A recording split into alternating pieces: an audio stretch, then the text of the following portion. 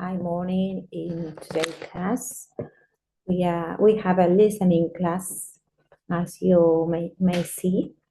And at the end of the unit, at the end of the page, as soon as we finish, you have to present a work of your own that I suggest maybe a PowerPoint presentation or a recording, yes, but later on we're going to discuss it. So, first of all, yes, we have a listening related to our theme.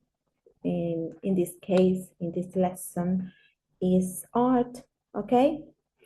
And well, you are going to listen something related to a radio program, yes? More Than Meets the Eye is the title, yeah? And let me know if you listen to any special radio program in your free time, yes?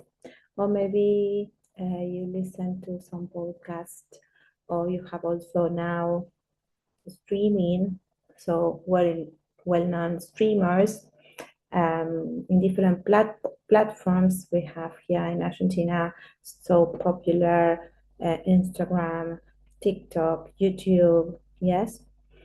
Well, just to, in your personal notes, with a page, within the page, you are going to write and share. So More Than Meets the Eye gives an analysis of one different piece of groundbreaking fine art each week. The guest speakers made these discussions unique and sometimes quite unconventional. They don't just have specialist knowledge of the artist, but also some personal connection to the pieces. And here, well, we have a kind of rating of a radio program. Yep. And now I'm going to play. I think this is the audio. I'm going to press it.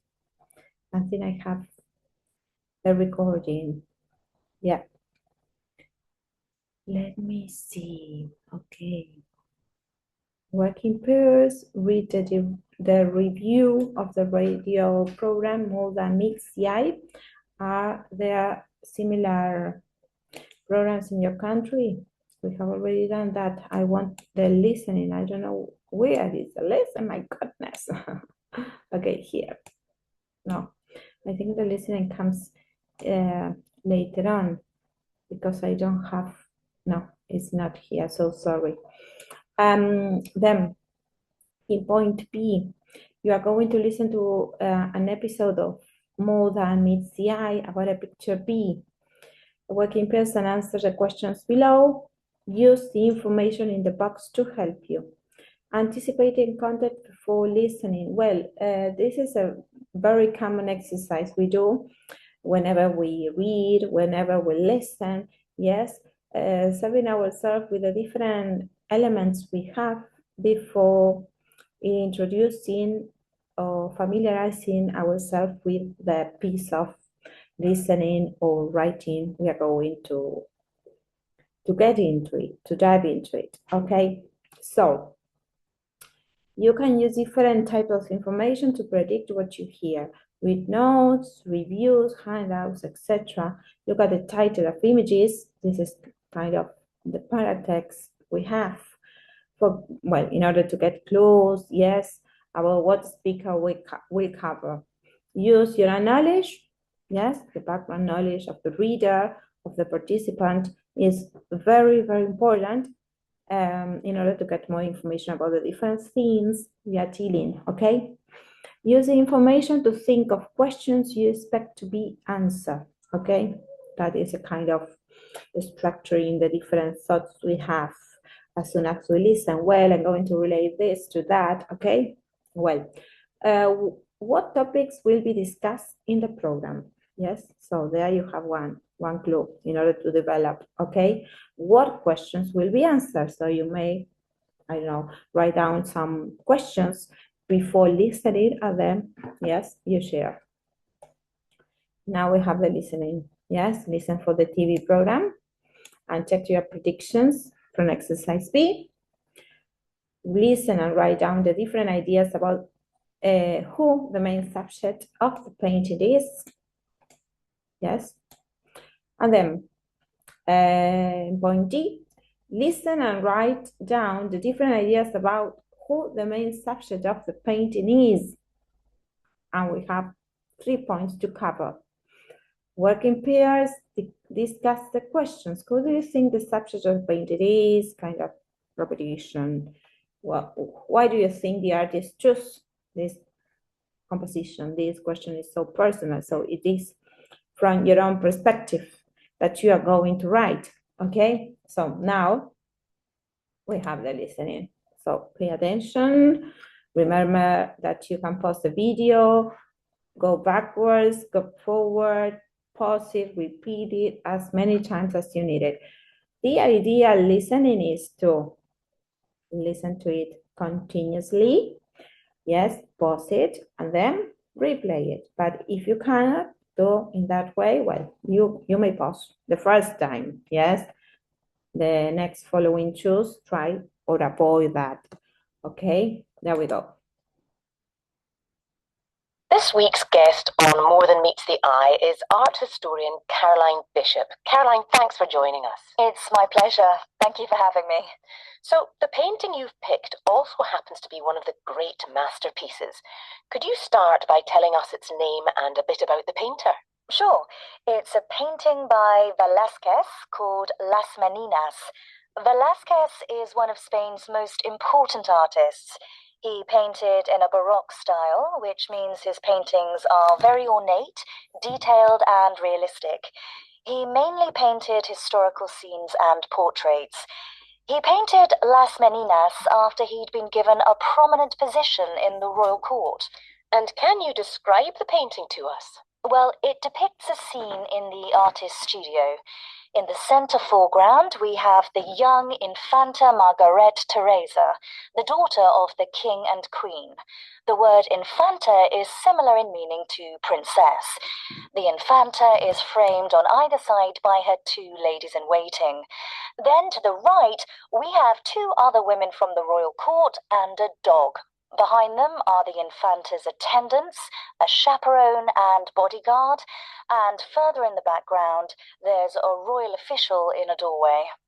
Okay, so we're probably looking at the Infanta's entourage?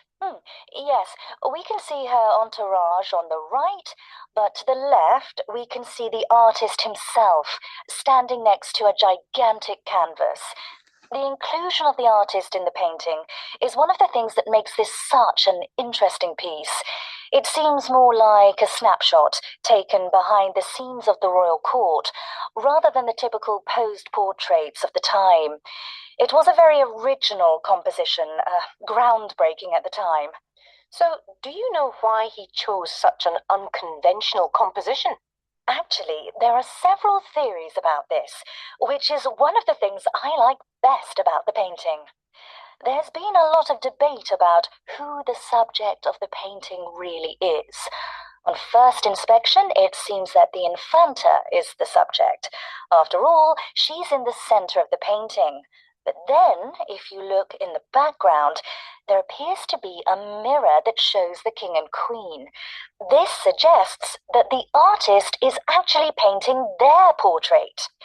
So we, the viewer, are actually seeing the world through the eyes of the king and queen.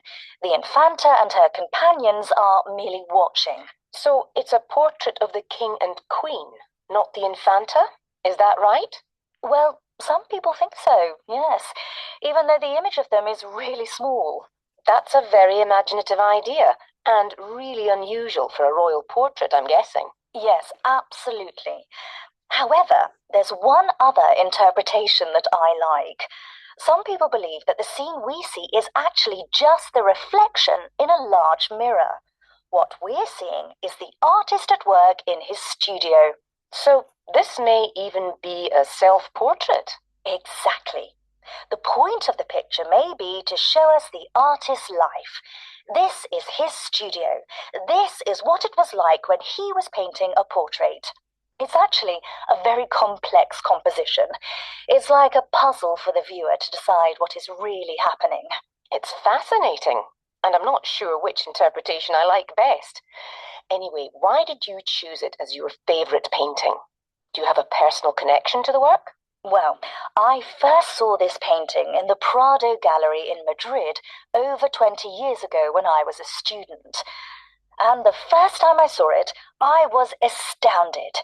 It's sensational. I'd never seen anything like it. In fact, I switched to art history a couple of months later. So this painting helped you to choose your career? Yes, yes it did. Well, very interesting point.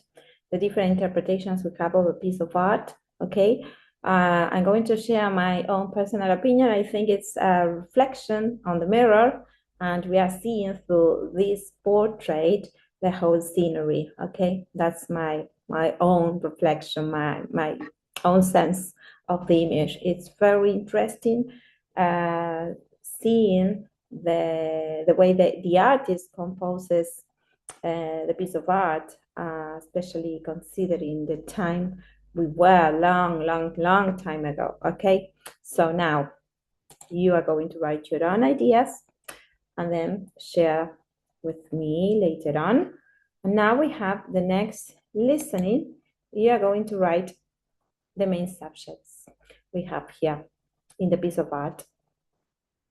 There we go. Actually, there are several theories about this, which is one of the things I like best about the painting.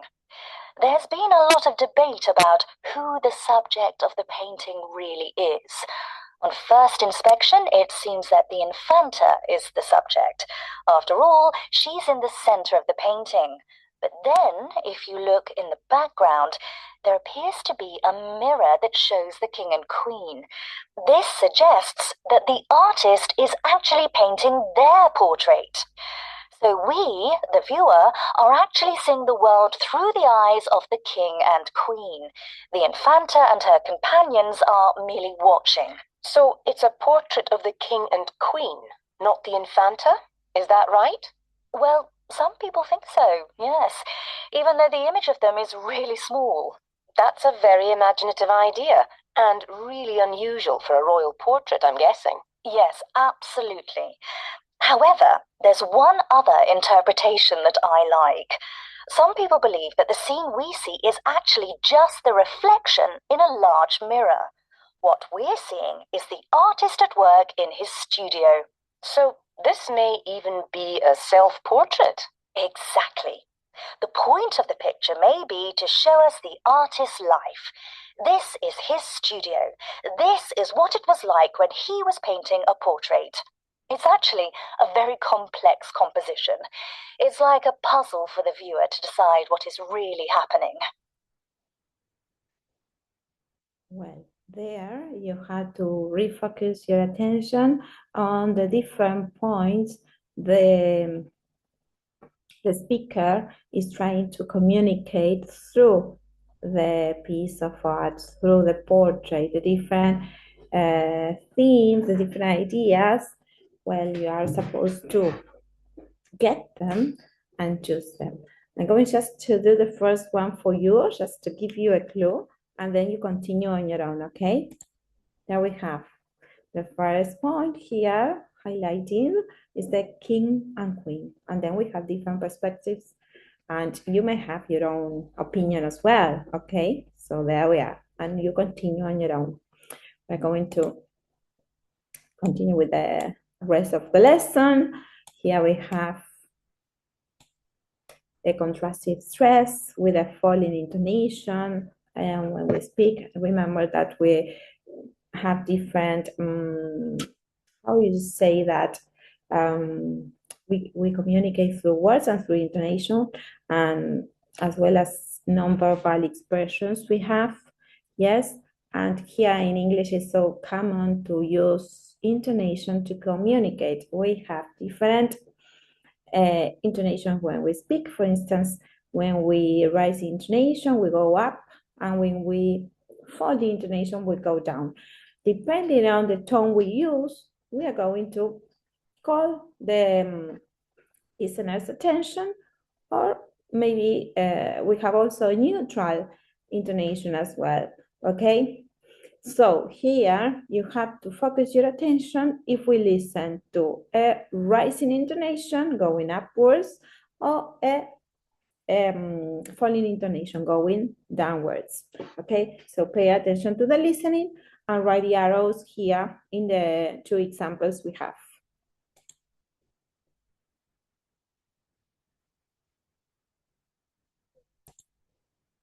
One. Yes, we can see her entourage on the right, but to the left, we can see the artist himself standing next to a gigantic canvas. 2. So it's a portrait of the king and queen, not the infanta? Well, some of them are more exaggerated and you can get the tone easily, but in some others you have to re-listen, well, at least 3 times each, okay? So good luck with that, and I want to see your interpretations, okay? Well, now, in the following point, we have another listening, but here you have to concentrate on stress, okay? What do you highlight as speaker? Remember that you have the power of communication whenever you open your mouth. So underline the words you think will be stress and draw arrows to show where you think the intonation will rise or fall. Then listen and check. Some of them are how we say, as kind of common agreement, yes, but some others, remember that you as speaker have your own natural way of communicating, yes, of communication, right, your personal communication. So remember that whenever you want to communicate, the words that you are going to highlight, yes, are the ones that are connected to I don't know, nouns mainly, some verbs, some actions, and then, for instance, specific information as dates, as places that you want to the speaker recognize. Well, I think it helps. It's pretty personal, but it's a very interesting exercise for you to repeat as many times as you can, or maybe speak on your own, okay, to get the rhythm, to get the British accent, okay? Well, so there we go with the listening.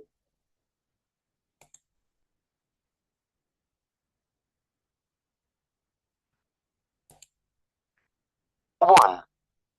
Actually, Mondrian wasn't American, he was Dutch. 2. Although I like his landscapes, his portraits are much better. 3. Why don't we watch a film instead of going to the gallery?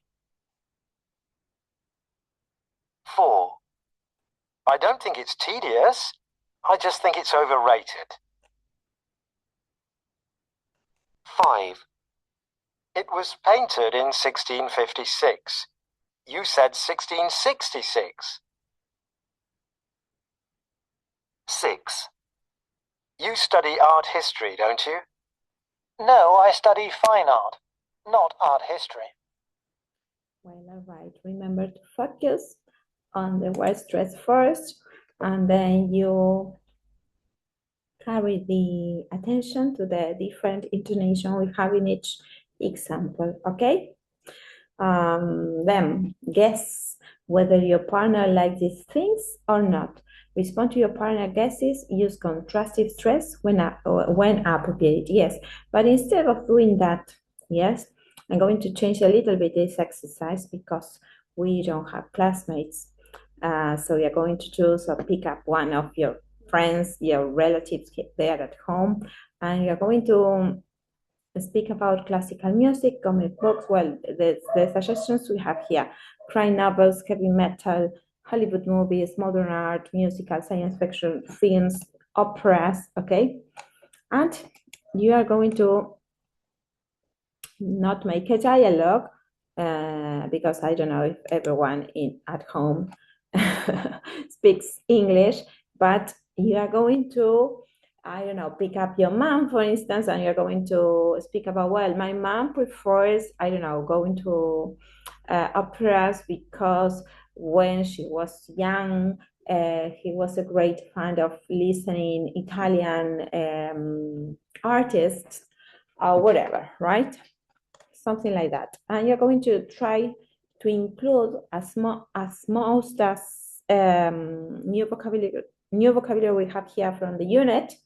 Remember that we have millions of adjectives to describe in Unit 2. One of my favorites, it's groundbreaking. Wow, it exceeds all the normal proportion. It's stunning, okay? So remember to include all the new vocabulary we have in the unit, okay? And I think we are done. Yes, we have just the presentation here. Yes, you're going to choose any piece of art you like. You may, I don't know, show a poster, do a PowerPoint presentation with different information we have, and then you are going to record your own voice describing the piece of art that you have chosen. I don't know, we have here a painting, a sculpture, a photograph of your own. Yes, you have picture, I don't know, a place that you like, going on vacation. What's the feelings you get through that picture? Yes, so express your inner self, not only the art. Remember that a picture, a photograph is a composition of what you get from the place, from the object, from whatever, right? So try to put that into the PowerPoint, into the thing that you are going to express. Then record your voice.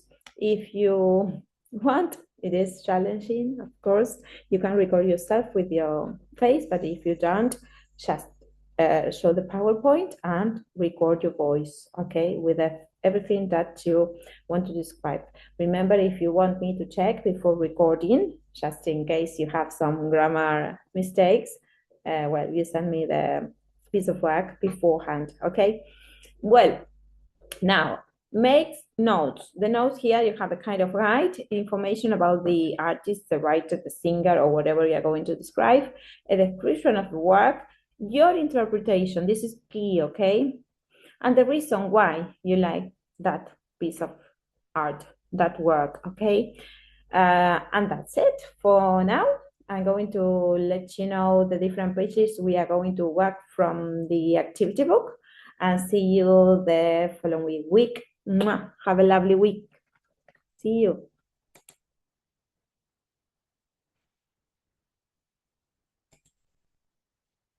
How can I post the presentation?